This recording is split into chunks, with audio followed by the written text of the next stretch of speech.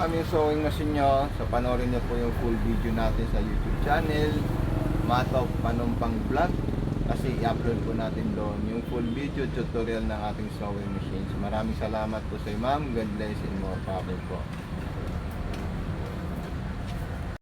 Good morning po ma'am. Ito na po ma'am yung sewing machine na nagustuhan mo at gagawan po natin siya ng full video. I-demo natin sa inyo kung paano nyo po gagamitin para malaman nyo po ma'am.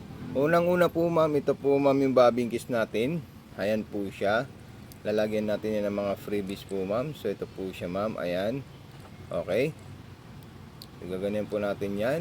Then ipapasok natin sa loob. Ayan po siya ma'am. Hikita nyo po siya ma'am. Ayan. Tutunog po yan ma'am pag ayan. Maayos po yung pagkalagay natin ma'am.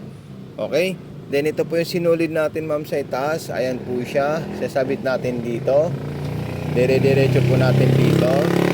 Ayan. Then itataas natin ito ma'am. At ipapasok natin dyan. Okay. So ganyan lang po siya ma'am. At dito at doon din po. At ipapasok natin sa butas ng karayom. Pagpasok ng butas sa karayom, diretso po siya ma'am. Okay. Ayan po ma'am, naipasok natin sa butas ng karayom. Hawakan po natin ito ma'am.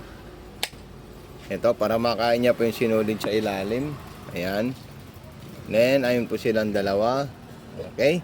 Then tatandaan nyo po ma'am, yung option ng mga tahi natin, ito po silang dalawa.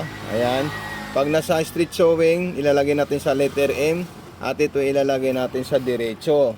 Ito naman po yung agwat. Kung gusto nyo pong masinsin or dikit-dikit or malalayo. Malalayong distance 3 at saka 4. So ayan po siya ma'am. Ayan. Napaka-smooth at napakaganda po ang takbo ng ating sewing machine. I-check natin siya ma'am. Okay, so ito na po siya. Napakaganda po at napaka-solid.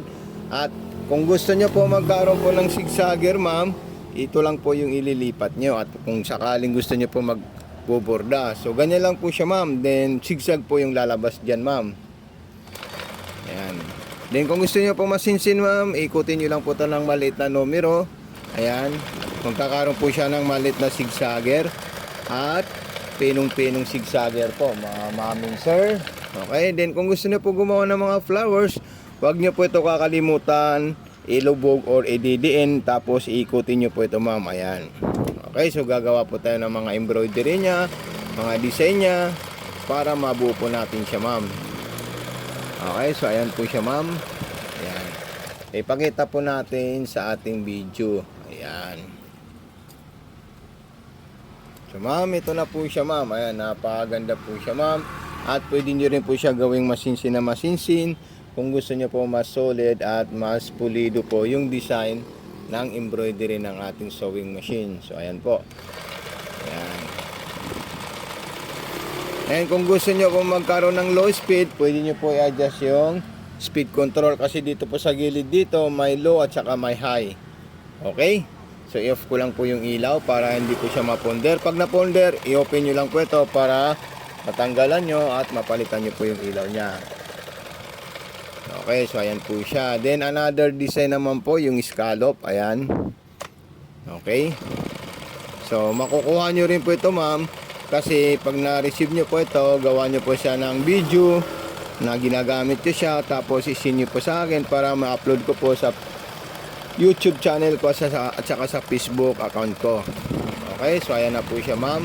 Lahat po yan ma'am gumagana ma'am. Basta pag ipapress nyo po ito, tapos ikutin nyo po yan. Yan po yung design nya. Huwag nyo po ito ikutin na hindi po ito nakapress kasi hindi po siya may ikot. Okay? So kailangan po matandaan nyo po yung video tutorial ng ating sewing machine. Kasi kailangan nyo po ito malaman ma'am. Para hindi po kayo mataranta sa paggamit po ma'am. Kaya niboboda po niya is yung Batman na design. Tapos kunin natin yung mga another design po dyan ma'am. Okay, so ito na po siya ma'am. Ayan, napakaganda at napaka-solid po siya ma'am.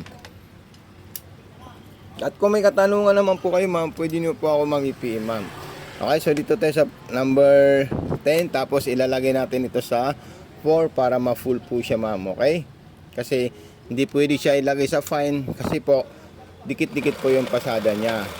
Basta ang tatandaan nyo po ma'am, yung 10 hanggang 1 to 10 is ano po yan, ang distance niya number 4. Then yung 11 to 20 is fine lang po yung design natin dyan, ma'am.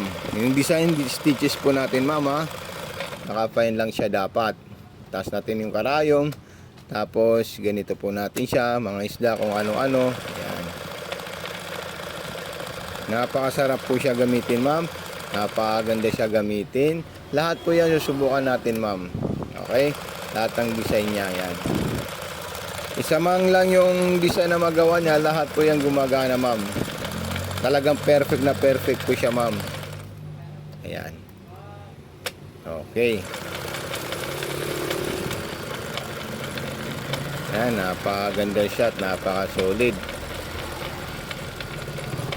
So, ito na po siya, ma'am, yung lahat ng design na ginawa ng ating sewing machine. Kaya, pwede na po siya gamitin maghapon, magdamag po, ma'am. Kasi all metal po siya, ma'am. Okay, so ayan po siya. So, maraming salamat sa iyo, ma'am. God bless and more power po, ma'am.